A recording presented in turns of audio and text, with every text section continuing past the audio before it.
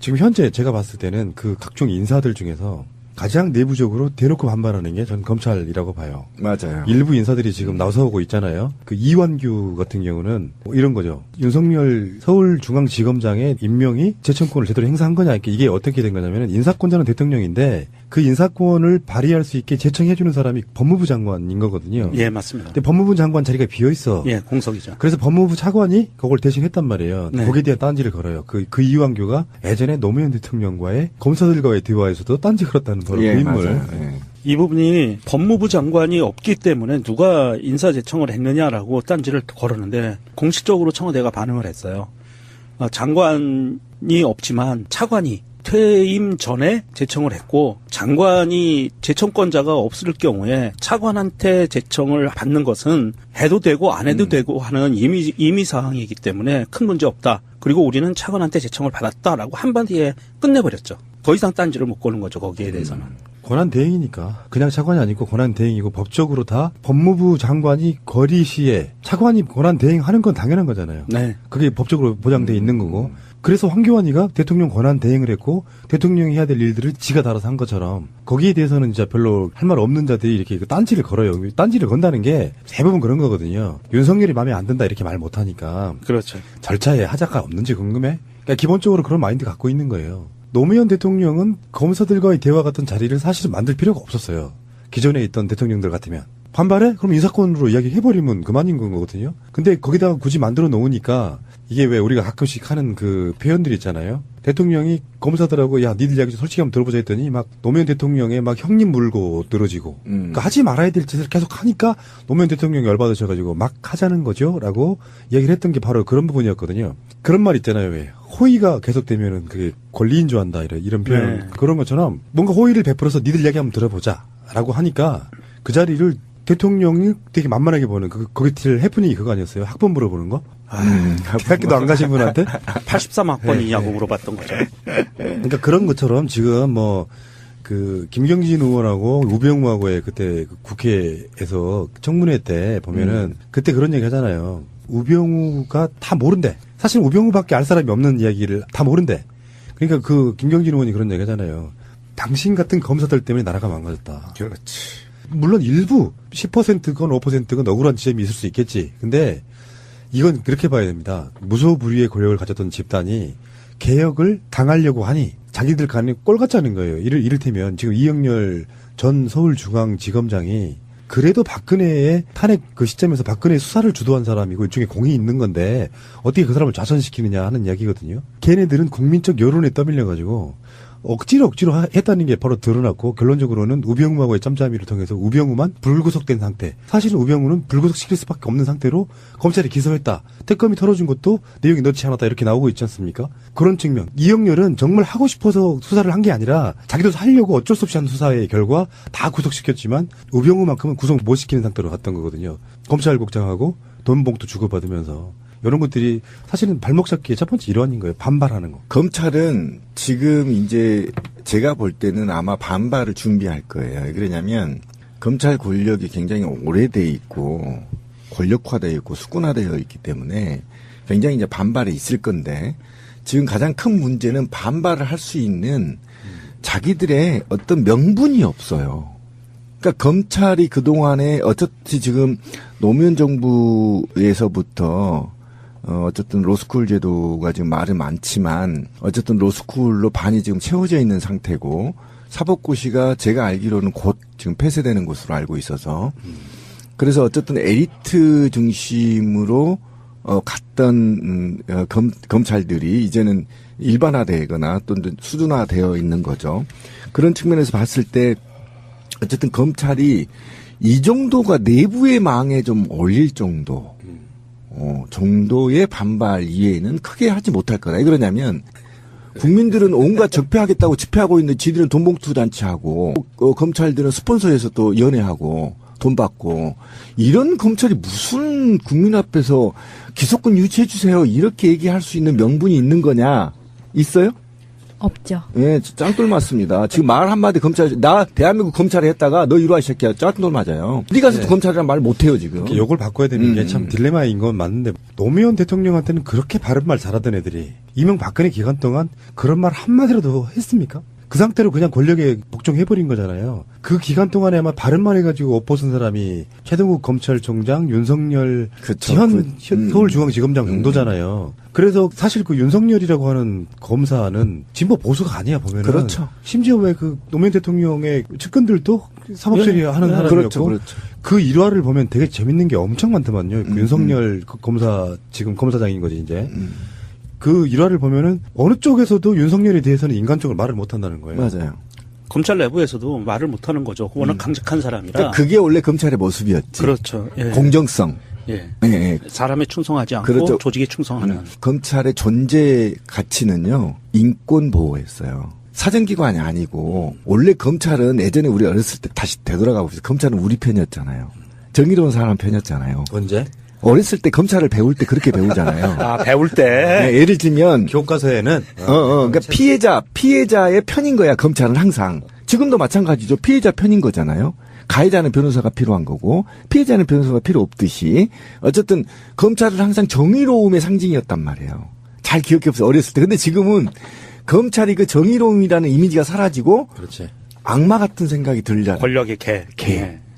걔뿐만 아니라 스스로도 악을 창출해내. 난 그 윤석열이 대단하다고 느끼는 게요. 보통은 윤석열 지검장이 기습하게 하니 다 물러나야 된다고 생각하는 분위기가 있잖아요. 그보다 더 심각한 거는 뭐냐면은 정권이 알아서 그냥 그 댓글 국정원 수사 소신껏 했다고 찍어냈잖아. 그렇지. 그래서 이제 한직으로만 보내잖아요. 뭐 대부분 다 옷을 벗거든요. 근데 이분이 그 국회에 나와서 했던 말 중에 그런 거 있었어. 나는 조직을 사랑한다. 뭐 특정 사람에게 충성하지 않는다. 그래서 왜 다 옷 벗고 나와가지고 검찰 그냥 쓰레기 되게 내버려 두는 게 아니고 막 온갖 모욕을 당하면서도 한직으로 돌아요. 그러다가 여기까지 자기 조직을 지키잖아요. 나는 이게 대단하다고 보는 거예요. 예, 맞아요. 쉽지 않을 건데. 그때 당시에 윤석열 검사가 그렇게 찍혀서 한직으로 내려갈 때 우리 쪽에 있는 유명하신 분이 그런 얘기를 했어요. 옷 벗지 말고 끝까지 버텨라. 맞아. 끝까지 버텨다. 기억나네. 예, 그랬었어요. 그래서 이런 날이 오면 검찰을 제자리로 돌려놓을 수 있는 사람이 되다오라 그런 이제 의미의 이야기였는데 그것이 제대로 먹혀 들어갔고요. 윤석열 지검장 일화를 좀 잠깐 말씀드릴까요? 윤석열 지검장이 서울대 법학과 79학번인데요. 80년 광주민주화운동을 무력 진압한 전두환에 대해서 학교에서 모의 재판을 열고 자기가 검사 역을 맡아서 전두환에게 사형을 구형했어요. 멋지네. 그래가지고 도망갔어요. 왜냐하면 이제 수배 당하니까 도망을 갔고요. 강직한 사람이죠. 김대중 정부 당시에서도 박희원 치안감을 소환해가지고 하루 만에 자백을 받아냈대요. 얼마나 철두철미하게 증거를 수집했는지 박희원 치안감이 영장실질심사도 포기했었다고 하고요. 현대차 비자금 사건이 2006년에 당시 검찰총장에게 면담을 신청하고 구속해야 한다 그러면서 사표를 내미는 거예요. 구속영장 안 내주면 사표 내겠다. 그래서 어쩔 수 없이 검찰총장이 구속하기로 결정해서 구속이 됐고요. 박근혜 정부에서는 뭐 말할 것도 없고, 뭐 연수원 동기 모임에서도 예전에 식사를 하고 한 사람이 카드로 결제하고 나머지가 몰아주자. n분의 1. 한 명이 카드로 결제하고 각자 먹은 돈 그 사람한테 주자 그랬더니 윤석열 그 지검장이 그때 그랬대요. 이거에 대해서 이건 카드깡이다. 하면 안 된다. 그래가지고 못했대요. 이 양반 심하네. 아주 쪼삐타기가 거의 문재인스러운 사람이에요. 아주 강직하신 분이네. 우리나라 검찰을 반석에 올려놓을 만한 분이세요. 우리 신비님하고는 비교할 수 없을 만큼. 이게 민주당의 박범계 의원이 있죠. 예, 이 박범계 의원이 전직 판사였는데 연수원 동기래요. 그렇죠. 예, 연수원 동기였고 이 박범계 의원이 페이스북에 이런 글을 썼었어요. 국회의원과 현직 검사가 사석에서 함께 있으면 정치 중립성이 훼손될 수 있다는 당연한 사실을 나에게 깨우쳐 주었다라고 이런 글도 쓰고요. 윤석열 지검장을 만났었는데 예전에 아무 말도 없이 10분 동안 술 한 잔만 하신 뒤에 모임을 떠났대요. 그리고 나서 이 박범계 의원이 자기가 이걸 쓴 거예요. 아, 윤석열이 나에게 국회의원과 검사가 한 자리에 있으면 무슨 말이 나올 수 있구나라는 걸 몸으로 보여줬다. 그러니까 이 정도로 강직하고 깨끗한 사람이기 때문에 누구도 그 윤석열 지검장에 대해서는 건드리기가 힘들죠. 예, 윤석열 찬양 방송을 할까요? 이야기 엄청 많던데. 근데 어쨌든 검찰은 윤석열의 뛰어난 청렴성이나 정의로움으로 바꿀 수 없다라는 게 제 생각이에요. 그러니까 윤석열뿐만 아니라 이 검찰 개혁은 대한민국 국민 깨어있는 힘이 모두 다 달라붙어야만 가능한 권력을 갖고 있다. 그리고 저는 제가 조국 교수님한테 쪽지를 보낸 답이 왔어요. 답이 왔는데 제가 한 가지만 부탁하겠습니다라고 했는데 계급을 다 없애주십시오. 공무원의 모든 계급을 없애주십시오라고 했을 때 손가락 큰 게 저한테 왔어요. 네. 그리고 엿먹으러 아니었겠지? 손가락 이렇게 크게 이제 엄지척이 왔어요? 한 건데. 가운데가 온 게 아니고. 거기에 제가 다시 확인하겠다. 이게 뽑히가 아닌지 가운데 걸로. 그래서 제가 거기다 추가로 한 게 뭐냐면 윤석열은 절대 검찰을 개혁할 수 없어요. 인사는 개혁할 수 있어요. 근데 너무나 오랫동안 숙곤하게 와 있기 때문에 권력을 향유했기 때문에 할 수 없는데 어떻게 해야 되냐면 첫째로 검찰 노조를 빨리 만들어줘야 돼요. 다른 나라는 다 있습니다. 선진국은 검찰 노조 만들어 내부 정화 운동을 할 수 있게 만들어줘야 되고 그다음에 검찰이 기소권과 수사권이 있는데 기소권은 각 사정기관에 나눠줘야 돼요. 분배를. 그러니까 경찰한테도 주고요. 감사원한테도 주고요. 국세청에도 줘야 돼요. 일부 줘서 상호 견제하게 만들어야 돼. 검찰도 탈세하면 기소해버리게. 국세청에서. 예를 들면 그렇게 줘야 되고 그다음에 수사권은 경찰, 감사원, 그다음에 사정기관을 다 줘야 돼. 국세청까지. 그러면 이게 서로 맞물려. 예를 들면 제가 국세청 말단 공무원이에요. 7급 말단 공무원인데 거기에서 가만히 보면 윤석열이 검사인지 모르잖아요. 거기에 검사 이렇게 안 써져 있잖아요. 그렇죠. 그럼 탈세하면 바로 기소해버려. 고소해버리고. 그러니까 그런 식으로 상호 작용을 해야 된단 말이죠. 그래서 그런 전반적인 것을 좀 요구를 다시 제가 했어요. 했더니 또 이게 따봉이 안 왔어요. 아직까지. 사실 대한민국 검찰은 무소불위의 권력이었어요. 무섭습니다. 예, 검찰을 견제할 수 있는 시스템이 전혀 없습니다. 전무후무했죠. 그러니까 단지 단 하나 대통령으로부터만 견제받을 수 있는데 그러다 보니까 대통령의 뜻에만 따르는 사람을 쫓아가는 조직이 돼버렸어요. 사정기관이 그러면 안 되거든요. 정의를 세우는 곳이기 때문에. 그래서 지금 문재인 정부에서는 공수처 이야기가 나오고 있고요. 그다음에 수사권, 기소권 이야기가 나오고 있는 거고 이 부분은 신비님 말씀대로 윤석열 중앙지검장 혼자서 바꿀 수는 없어요. 이거는 정부에서도 의지를 갖고 전체적인 시스템을 바꾸어 나가는 그런 노력으로만이 가능한 얘기예요. 이게 지금 논란거리가 이제 이렇게 번지려고 해요. 굳이 한다 그러면 대통령이 검찰을 수사지휘하는 모양새처럼 됐다. 정권이 검찰은 독립적인 것을 유지해야 되는데 거기에 개입하는 모양새가 됐다라고 몰고 가려고 해요. 예, 그렇죠. 근데 대통령은 인사권자잖아요. 예. 그러니까 이거는 논란거리가 어떻게 될 수 있냐면 그렇다고 대통령이 바보야? 자기가 갖고 있는 국정 운영 방향이 있는데 그러면 검찰 자체가 기존에 워낙에 독립적이었고 권력에 종속되지 않았다면 상관이 없죠. 거기에다 그냥 알아서 인사만 해주면 지들이 알아서 하니까. 근데 지금하고 제가 말씀드린 것처럼 노무현 대통령 돌아가시는 사실상 계기가 된 것도 알고 보면 검찰들이 장난친 거랑 상관이 연관이 있는 거잖아요. 그러니까 우리들 세력의 입장에서 보면은 그 검찰이 개혁되지 않으면 사실은 어떤 개혁도 의미가 없는 가장 첫 번째 개혁 대상인 게 검찰인데. 예, 맞아요. 그러면 인사권자가 인사도 안 하면서 거기를 어떻게 그걸 바꿔냅니까? 그러니까 이제 뭐 공수처 같은 거는 이제 시스템적으로 조금 견제하는 장치인 것이고 결론적으로 말해서 노무현 대통령 때 나름 실패했던 게 아까 말씀드린 것처럼 굳이 안 해도 되는 거를 검사들과 앉아가지고 이야기하다 보니 걔네들은 대통령이란 자리가 하나도 안 무서운 놈들 그 정도였던 거잖아요. 그러니까 이 사람들이 어느 정도 검찰이 정치적 안정을 찾을 때까지는 그래서 난 윤석열을 임명했다고 봐요. 윤석열이 꼭 상징적으로 윤석열이 검찰 전체를 개혁할 사람은 아니지만 노무현 대통령의 측근도 수사를 강력하게 할 정도의 인물이 되니까 거기에 대해서는 딴지를 못 거는 거거든요. 그렇죠. 양측이 다 딴지를 못 거는 거죠. 가장 상징적인 곳이 서울중앙지검이니까 이쪽이든 저쪽이든 죄 있는 사람은 니들이 알아서 수사해. 우리는 간섭 안 할게 하고 그런 식의 통제랄까요? 개입은 해주는 거죠. 얘기거든요. 걔네들은 국민적 여론에 떠밀려가지고 억지로 했다는 게 바로 드러났고 결론적으로는 우병우하고의 짬짬이를 통해서 우병우만 불구속된 상태. 사실은 우병우는 불구속시킬 수밖에 없는 상태로 검찰이 기소했다. 특검이 털어준 것도 내용이 넣지 않았다 이렇게 나오고 있지 않습니까? 그런 측면. 이영렬은 정말 하고 싶어서 수사를 한 게 아니라 자기도 하려고 어쩔 수 없이 한 수사의 결과 다 구속시켰지만 우병우만큼은 구속 못 시키는 상태로 갔던 거거든요. 검찰국장하고 돈 봉투 주고받으면서.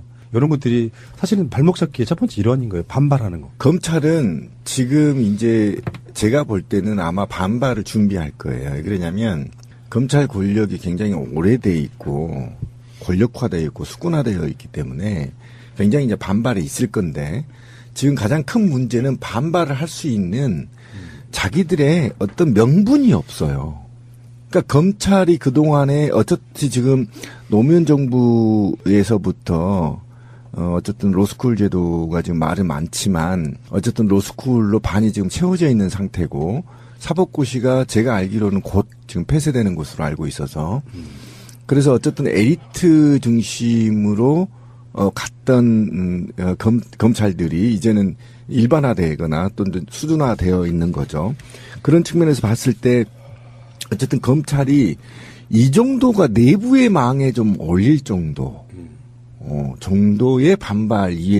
지금 현재 제가 봤을 때는 그 각종 인사들 중에서 가장 내부적으로 대놓고 반발하는 게 전 검찰이라고 봐요. 맞아요. 일부 인사들이 지금 나서고 있잖아요. 그 이완규 같은 경우는 뭐 이런 거죠. 윤석열 서울중앙지검장의 임명이 재청권을 제대로 행사한 거냐. 이게 어떻게 된 거냐면 인사권자는 대통령인데 그 인사권을 발휘할 수 있게 제청해주는 사람이 법무부 장관인 거거든요. 예, 맞습니다. 근데 법무부 장관 자리가 비어 있어. 예, 공석이죠. 그래서 법무부 차관이 그걸 대신했단 말이에요. 네. 거기에 대한 딴지를 걸어요. 그 이완규가 예전에 노무현 대통령과의 검사들과의 대화에서도 딴지 걸었다는 바로 예, 그 인물. 맞아요. 예. 이 부분이 법무부 장관이 없기 때문에 누가 인사제청을 했느냐라고 딴지를 걸었는데 공식적으로 청와대가 반응을 했어요.